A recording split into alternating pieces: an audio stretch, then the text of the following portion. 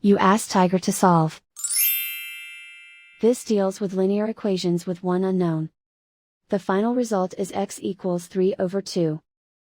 Let's solve it step by step. Simplify the expression. Expand the parentheses. Group like terms. Simplify the arithmetic. Group all constants on the right side of the equation. Add 3 to both sides. Simplify the arithmetic.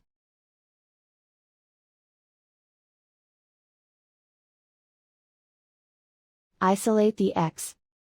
Divide both sides by 2. Simplify the fraction. And so the final result is x equals 3/2.